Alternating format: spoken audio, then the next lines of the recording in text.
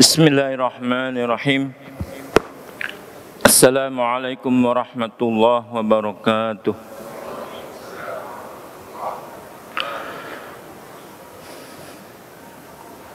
Alhamdulillahi rabbil alamin. Wassalatu wassalamu ala asyrafil anbiya wal mursalin wa ala alihi wa sahbihi ajma'in. Asyhadu an la ilaha illallah wahdahu la syarikalah wa asyhadu anna Muhammadan abduhu wa rasuluh la nabiyya ba'da. Allahumma salli wa sallim wa barik ala nabina Muhammad wa ala alihi wa sahbihi wa man tabi'ahu bi ihsan ila yaumiddin. Allahumma la sahla illa ma ja'altahu sahla wa anta taj'alul hasna idza syi'ta sahla.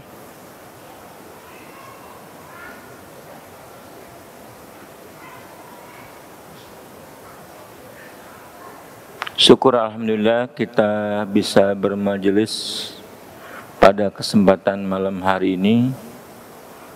Tentunya berkat nikmat dari Allah Subhanahu wa taala, tidaklah kita bisa melaksanakan amal-amal soleh, perbuatan-perbuatan yang baik, melainkan karena Allah Subhanahu wa taala juga.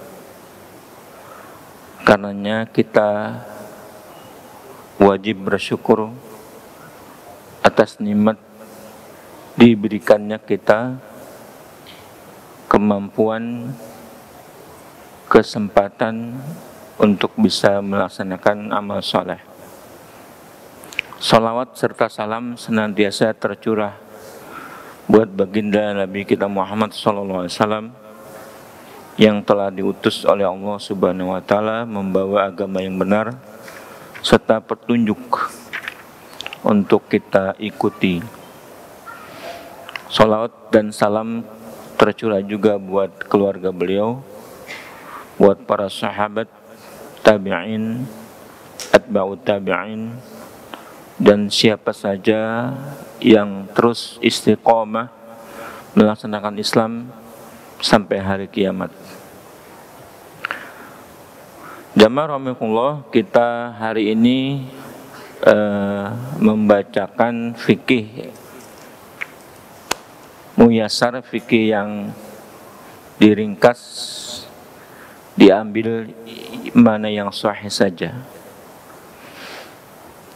Kita kemarin sampai menghadap atau membelakangi kiblat saat buang hajat.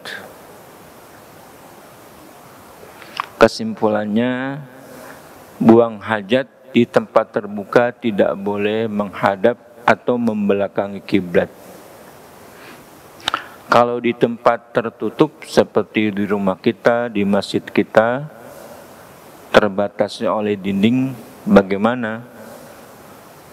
Hukum asalnya boleh bila menghadap kiblat. Berdasarkan hadis Marwan bin Asfar, dia berkata, Ra'aitu Ibnu Umar anakha rakhilatahu mustaqbilal qiblah thumma jalasa yabulu ilaiha faqultu ya Aba Abdurrahman alaysa qad nuhiya an hadha?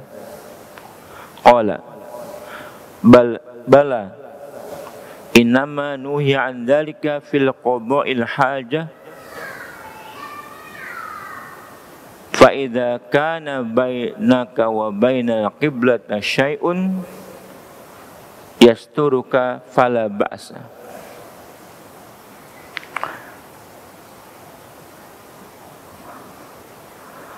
Dari Marwan katanya, aku melihat Ibnu Umar menambatkan kendaraan untanya menghadap kiblat. Kemudian dia duduk kencing menghadap ke arah kiblat. Maka aku lantas bertanya, wahai Abu Abdurrahman, kunyanya Ibnu Umar, Abu Abdurrahman, bukankah hal itu telah dilarang oleh Rasulullah SAW? Maka Ibnu Umar menjawab, ya benar. Akan tetapi yang dilarang dari hal tersebut adalah bila dilakukan di tempat terbuka. Sehingga adapun bila di antaramu dengan keribat terdapat yang menutupinya atau sesuatu yang menutupinya, maka tidak mengapa. Ini penjelasan dari Ibnu Umar. Tapi tentunya kita sebisa mungkin kalau di balik dinding sebisa mungkin lebih afdolnya kita buat tidak membelakangi atau tidak menghadap kiblat. Itu yang kemarin kita bahas. Sekarang bagian ketiga dari persoalan buang hajat dan adab-adabnya. Apa yang disunahkan untuk orang yang melakukan atau orang yang orang wajib lakukan, apa yang disunahkan buat orang-orang yang membuang hajatnya atau yang masuk ke dalam WC.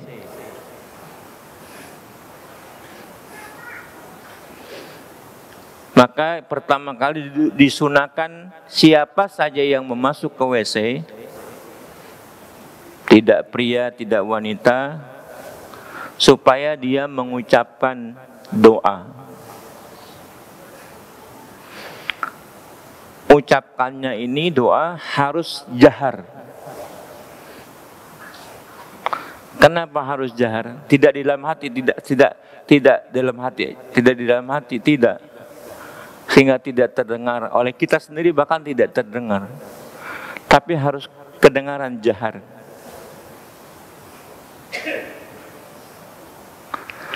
Kenapa kira-kira? Karena ada yang kita berlindung untuk sesuatu, yaitu jin atau syaitan. Sementara jin itu tidak mendengar yang di dalam hati. Jin nggak mendengar. Misalnya kita berzikir, berdoa, dalam hati nggak dengar jin.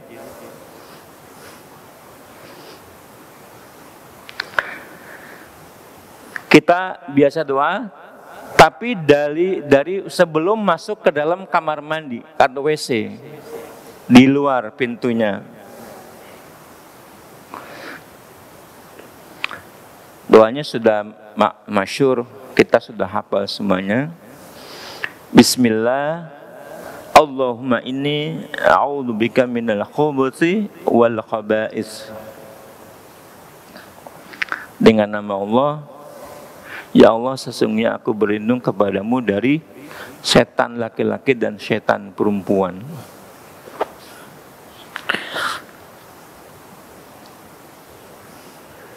Nah, kalau kita baca sir nggak dengar setan, nggak mempan.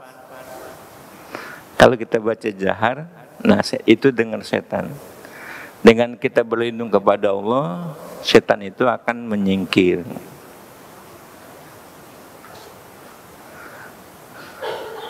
Ini banyak hadis-hadis yang terbukti apabila jin itu berinteraksi dengan kita. Misalnya ketika di antara kita ada yang kena kesurupan jin. Saya pernah menangani kesurupan jin. Orang yang sedang kesurupan jin, tiba-tiba dia pengen ke WC cepat-cepat. Nah, saya tahan sebentar, baca doa dulu. Di luar WC baca doa dulu. Allahumma inni a'udzubika minal khubuthi wal khaba'is. Langsung orang yang kesurupan itu jatuh. Karena sejatinya tadi dia masih dikuasai oleh syaitan. Dengan baca itu setannya pergi. Nah, setan nggak baca, tapi kita tahan. Setan maunya masuk aja segera cepat-cepat. Karena cepat-cepat tergesa-gesa itu salah satu perbuatan syaitan. Apa saja tidak boleh tergesa-gesa. Ya, jadi kita baca doa sebelum masuk ke WC, jangan dijaharkan. Dijaharkan maksudnya terdengar oleh kita. Kalau kita dengar, insya Allah jin mendengar. Kalau tidak dijaharkan di dalam hati, jin gak bakal dengar. Itu salah satu hikmahnya kenapa harus dibaca jahar. Terus yang kedua,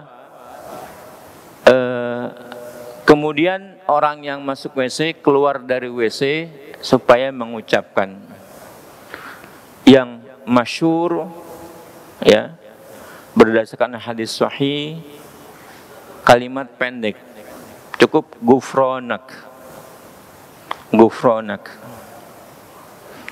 atau ada lagi dalam hadis yang lain, alhamdulillahi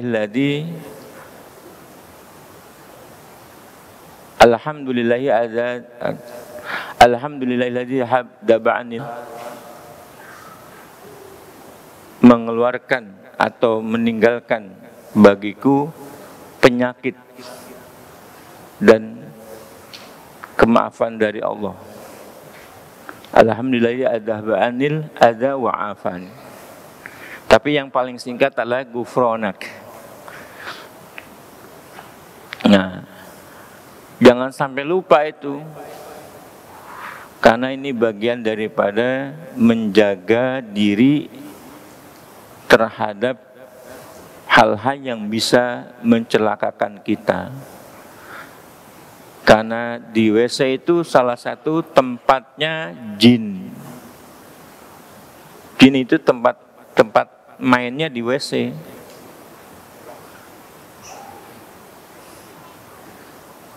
Kalau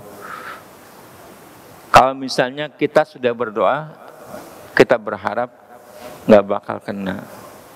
Tapi kalau tidak berdoa, kemungkinan kalau setannya, jinnya itu kebetulan yang nakal, ganggu kita, jadilah kita terkena. Atau macam-macam yang disasar oleh jin, seperti kita jadi was-was, ya. Walhasil kita mengikuti Rasulullah SAW. Nah, bagaimana kalau di dalam WC itu kita sekalian berwudu? Kan kamar mandi kita banyak kan ada WC-nya. Kita buang hajat, kencing atau BAB di dalam WC itu. Kemudian kita wudu di situ. Ketika keluar wudunya, baca basmalah dalam hati. Ketika keluar, baca doa dulu. Apa baca doa habis wudu? Ya, baca dulu doa keluar dari WC atau baca doa wudu. Nah, ini yang waktu itu ditanyakan sama kita salah satu jamaah. persoalan ini memang tidak terdapat dalam kajian-kajian fikih. Kenapa? Karena Rasulullah SAW tidak berwudu di dalam WC. Tidak berwudu di dalam WC. Wudunya di tempat lain. Kalau kita banyak persyaratan-persyaratan, ya, boleh nggak wudu dalam WC itu? Pro kontra. Tapi ketika dibolehkan, dijamin harus sudah bersih. WC-nya betul-betul bersih sehingga tidak bernajis kita. Nah, kalau seandainya kita lakukan, bagaimana keluar WC itu? Apakah baca doa keluar WC atau baca doa wudu? Yang berdasarkan keterangan fikih sekarang, ya baca doa keluar WC dulu, ghufranak, kemudian baca doa wudu, asyhadu an la ilaha illallah wa asyhadu anna muhammadan abduhu rasul, atau ditambahkan Allahumma ja'alni minat tawabina wa ja'alni minal mutatahhirin. Begitu. Kemudian yang berikutnya, yang orang masuk ke dalam WC, apa yang didahulukan? Mendahulukan kaki kiri yang masuk dan keluar, mendahulukan kaki kanan.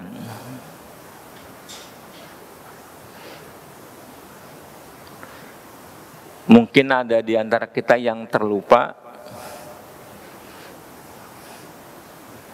tapi dibiasakan, karena itu sunnah. Apalagi kita meniatkannya, mengamalkan sunnah, dapat pahala.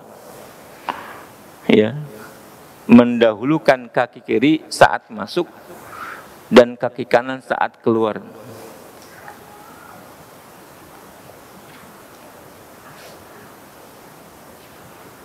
Kemudian yang berikutnya adalah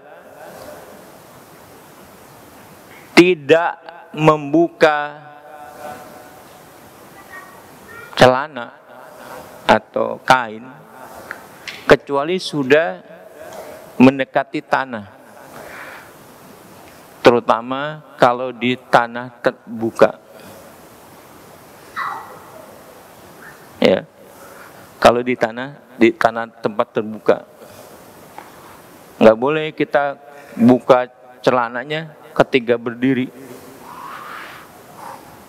Nah, saat sudah jongkok kita bisa membukanya, terutama kalau di tempat terbuka, ya.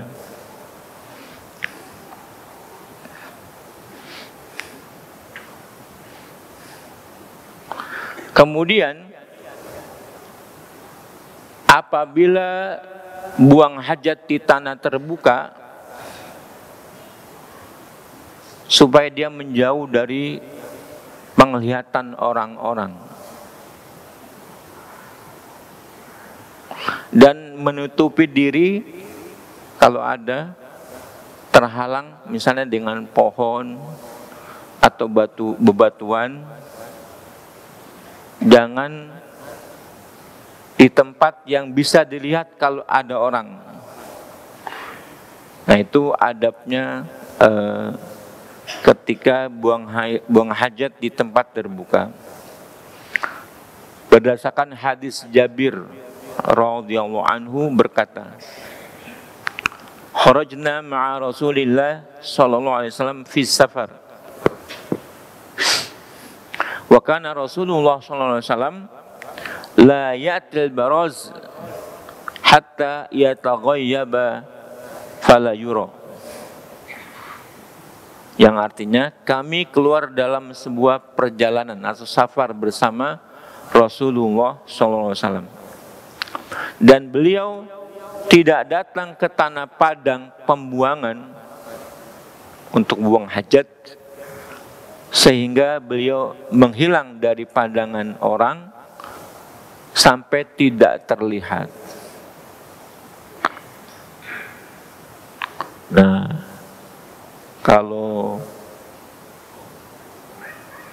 tanah gurun kan terbuka sampai kelihatan. Rasulullah SAW tentunya tidak memilih di gurun, kecuali kalau ada bebatuan untuk menghalangi diri dari pandangan orang, atau ada pepohonan, atau ada sesuatu yang bisa menutupi dirinya, baru beliau buang hajat. Buang hajat di sini maksudnya adalah baik kencing atau BAB. Juga hadis Ali radhiyallahu anhu berkata, Rasulullah SAW bersabda, "Sitru ma bainal jinni wa urati bani Adam idza dakhala al-khala ay yaqula bismillah."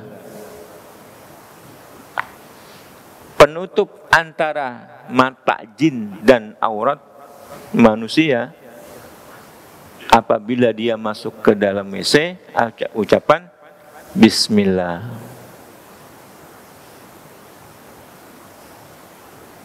Dengan mengucapkan bismillah, maka mata jin tertutup dari aurat yang terbuka saat membuang hajat.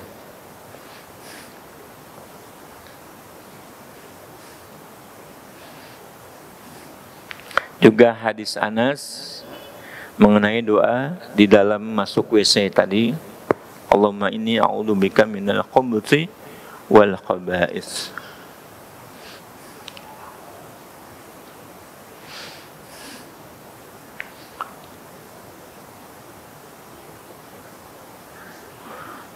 Kemudian keterangan tentang tidak boleh membuka celana kecuali kita udah tunduk.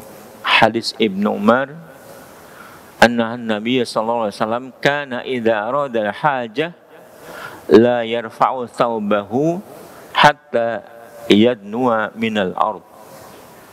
Wa Nabi sallallahu alaihi wasallam apabila hendak buang hajat, maka beliau tidak mengangkat bajunya sampai benar-benar sudah dekat ke bawah, dekat ke tanah.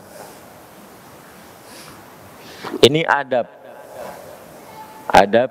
yang sudah maklum dilakukan orang-orang Muslim.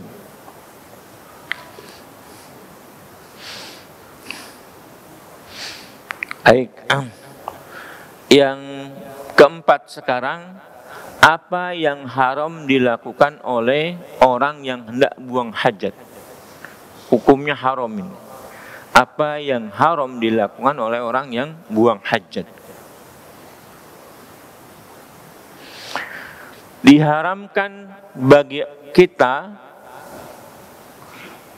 kencing di air yang menggenang.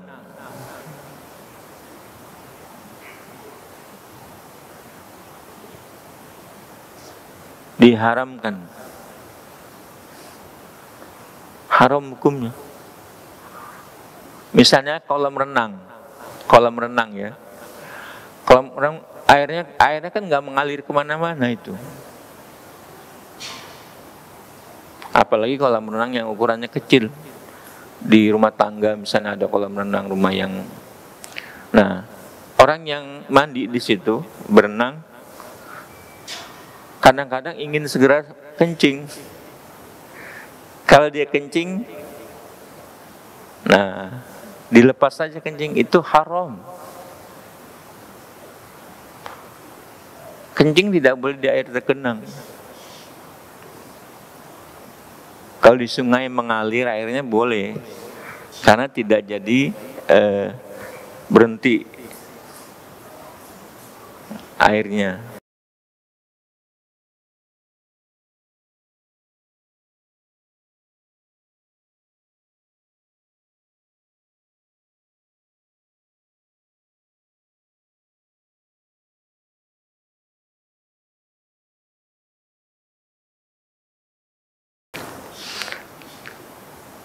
Dari sabda Nabi SAW, annahu naha 'anil baul fil ma'i raqid. Bahwa beliau melarang kencing di air yang tergenang atau menggenang. Diam, tidak ada mengalir. Nah, ini kadang-kadang kita kalau lagi pengen kencing, wah, ada air menggenang tuh. Sekalipun air itu tidak digunakan ya oleh orang lain, tidak boleh berdasarkan keumuman hadis. Ya, keumuman hadis tidak boleh kencing di air tergenang. Misalnya ada 1 meter, oh ada habis hujan nih, ada air tergenang, kita kencing aja di situ. Sebab kalau ada orang lain yang kehausan terus tidak ketemu air kecuali yang itu, kemudian dia minum, makanya dilarang oleh Rasulullah SAW. Ya, annahu naha 'anil baul fil ma'il raqid. Yang kedua, tidak boleh memegang tangan, memegang kemaluan dengan tangan kanan saat beristinja. Tidak boleh memegang tangan kanan dengan kemaluan saat beristinja.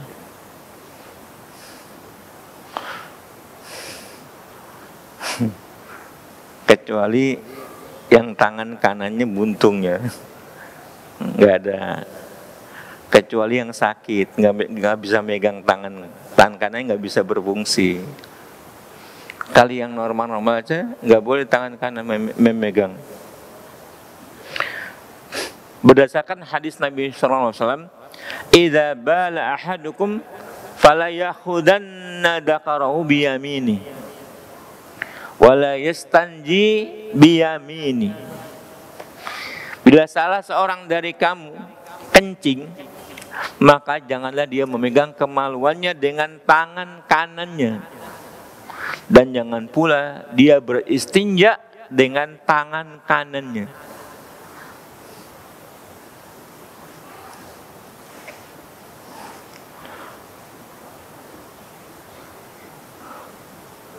Tangan kanan, tangan kiri ada tugas masing-masing.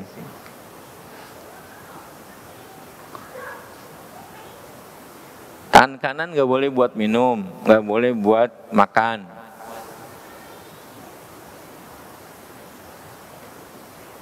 Nah, orang-orang yang tidak mempedulikan ketentuan Islam, bebas saja minum tangan kiri, tangan kanan. Kalau ditanya kenapa, dia jawab, loh, tangan kanan kan ciptaan Allah juga, tangan kiri juga, kita boleh menggunakannya. Iya, memang ciptaan Allah, tetapi Allah memfungsikan masing-masing. Yang kiri buat ke belakang, buat beresin sesuatu yang keluar dari 2 jalan, tangan kiri. Apakah kita mau dengan sifat yang tidak bersih? Karena Rasulullah SAW sudah membagi sedemikian rupa, minum tangan kanan, makan tangan kanan, jabat tangan dengan tangan kanan, tangan kiri bagiannya ada khusus. Terkesan yang tidak baik, yang kurang baik itu kerjaan tangan kiri. Yang tangan kanan kerjaannya yang baik-baik.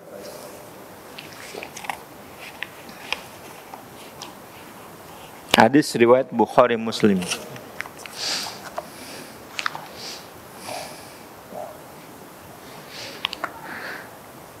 Berikutnya, haram juga kita buang air besar atau buang air kecil di jalan, di tempat berteduh manusia,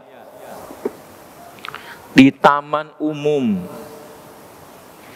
di bawah pohon yang berbuah, atau di saluran-saluran air. Berdasarkan hadis Mu'adz radhiyallahu anhu, Rasulullah berkata, Ittaqul mala'in as-salasa. Ittaqul mala'in as-salas. Al-baras fil mawarizi wa qari'ati tariq wa dhil. Takutlah pada tempat pemicu laknat yang 3. Takutlah pada tempat ya yang dilaknat. Tempat yang dilaknat bagaimana, apa itu? Ada 3 kata Nabi. Buang hajat di saluran-saluran air, atau di tengah jalan, atau tempat berteduh di bawah pohon.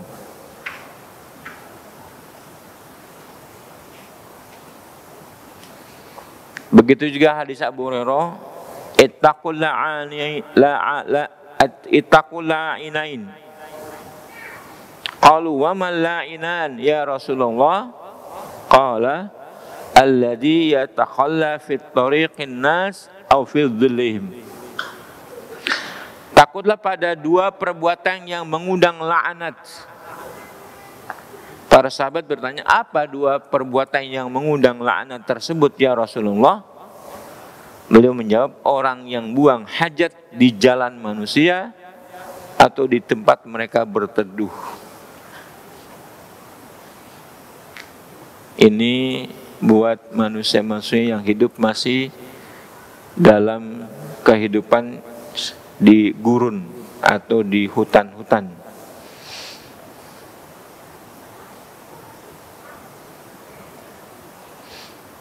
Kalau sekarang mungkin tidak ada ya. Tapi ada katanya tuh. Orang luar negeri buang air sembarangan, BAB sembarangan. Di YouTube rame itu. Allah alam bener apa enggak?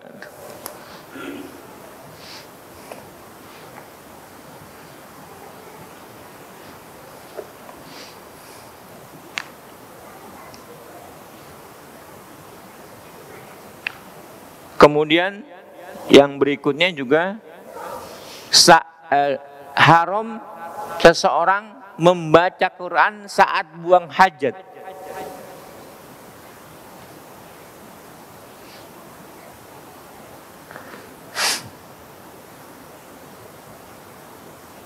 Haram saat buang hajat membaca Al-Quran, baik sir apalagi jahar.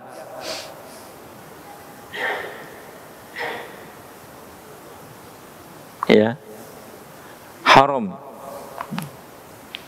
Sebagaimana juga diharamkan oleh Nabi saat beristimar dengan hewan kotoran, dengan kotoran hewan, atau dengan tulang, atau dengan makanan yang berharga.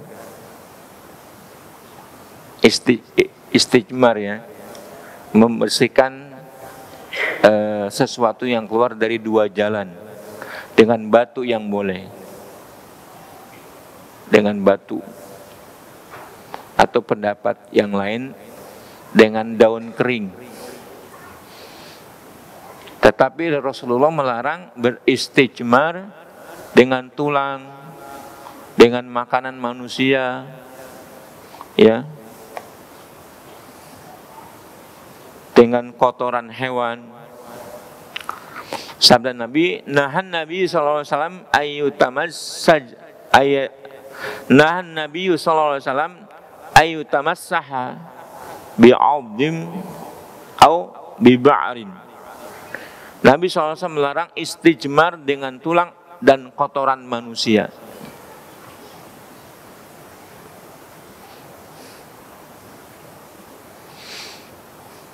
Sebagaimana juga dilarang juga kita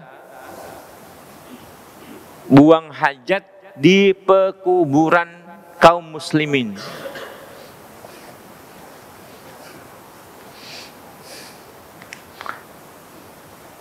Li an amshi ala jamratin aw syafin aw saifin aw akhsifa na'li bi rajli ahabbu ilayya min an amshiya ala qabri muslim wa ma ubali awas tol kubur qadaitu hajati awas tusuk, yang artinya sungguh aku berjalan di atas bara atau pedang atau aku menambal sandalku dengan kakiku itu lebih aku sukai daripada aku berjalan di atas kuburan seorang muslim. Dan aku tidak peduli apakah di tengah kubur aku buang hajat atau di tengah pasar, sama-sama buruknya.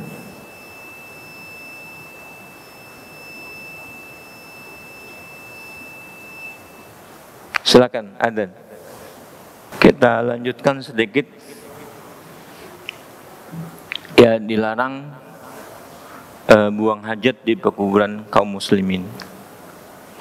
Kemudian yang kelima, makruh dilakukan bagi orang yang buang hajat berikut ini. Pertama adalah kalau di tempat terbuka, makruh kita menghadap arah berhembusnya angin. Kita sudah tahu arah berhembusnya angin. Nanti kalau kita kencing, malah kencing mengenai kita juga, kembali mengenai kita. Juga Rasulullah memakruhkan dirinya berbicara saat buang air kecil. Buang air kecil, makruh berbicara. Ini dapat keterangan faqad marra rajulun wan nabiyyu sallallahu alaihi wasallam yabul fasallama alaihi falam yarudda alaihi. Sungguh saat Nabi kencing sallallahu alaihi wasallam kencing, seorang laki-laki lewat lalu mengucapkan salam. Nabi tidak menjawab salam orang tersebut karena lagi kencing. Padahal jawab salam itu adalah hukumnya wajib.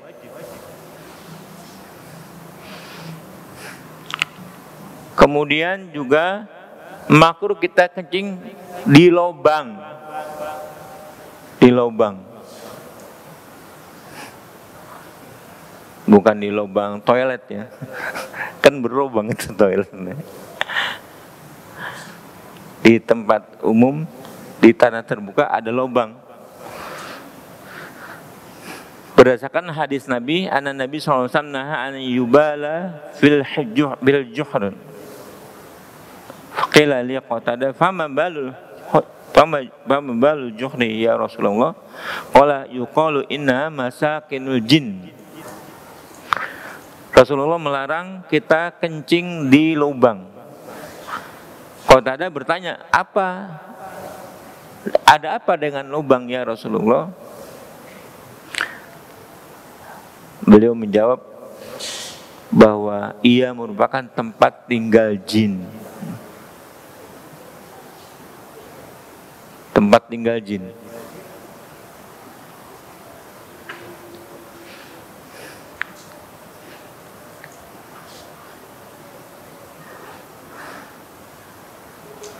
Dan juga tidak menutup kemungkinan ada hewan-hewan lubang sebagai tempatnya dari lubang-lubang tersebut.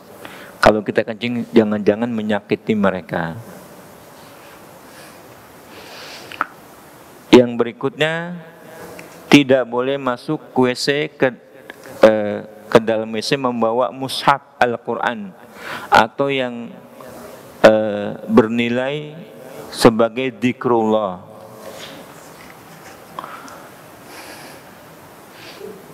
tidak boleh. Tapi kalau hadajat misalnya uang bertuliskan asma Allah, ada ya uangnya, barangkali ada misalnya, atau sesuatu. Kalau kita taruh di luar diambil orang, nah itu namanya hadajat. Bagaimana dengan HP? Ini ada Qur'annya nih.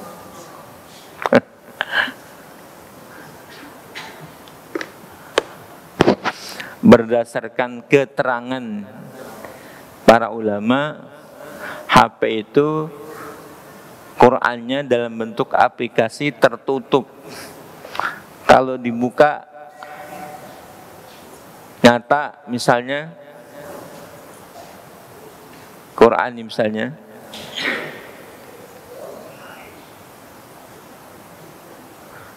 ini terbuka begini ya misalnya, kita bawa masuk, nah ini haram ini. Tapi kalau aplikasinya nggak dibuka, ini murni HP. Begitu pendapat Dewan Fatwa Lajnah Daimah. Tetapi sebaiknya tidak membawa HP ke dalam WC. Bagaimana kalau kita lagi di jalan, HP dibawa, taruh di luar, diambil orang? Ya, dimatiin HP-nya. Itu langkah yang darurat. Ya, demikianlah jamaah yang berbahagia, masalah adab-adab masuk WC atau buang hajat.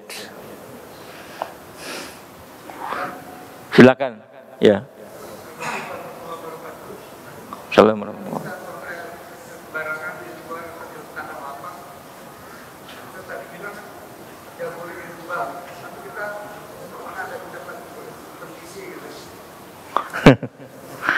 Permisi ya. Permisi, misi. Nabi melarang di lubang. Karena itu buang hajat di lubang tempat jin dilarang. Sebaiknya tidak. Kita cari tempat yang tanahnya, kalau di luar ya, tanahnya gembur atau pasir atau halus, supaya ketika kita kencing meresap. Jangan kencing di batu atau tanah keras, kita pilih-pilih karena kecipratan tanah kita. Dan nggak ada bacaannya, apalagi meminta permisi kepada jin itu, nggak boleh permisi. Bahkan seandainya kita membaca doa, tetapi kita kencingnya di lubang, tetap nggak boleh. Misalnya begini, Bismillahirrahmanirrahim, kita kemudian dikencing di lubang itu, nggak boleh. Karena sejatinya kencing di lubang itu nggak boleh oleh Nabi. Apakah jadi boleh dengan dibacakan doa? Nggak boleh tetap. Karena Nabi melarang kita kencing di lubang, karena itu masakin jin, tempat tinggalnya jin. Wallahu a'lam bishawab. Nggak boleh. Tetap bacanya doa tidak menjadikan kita boleh membuang hajat di lubang itu. Kalau di luar bukan di lubang, nah gitu yang tadi kita pilih tempat-tempat, boleh kita baca basmalah. Ya, sekian.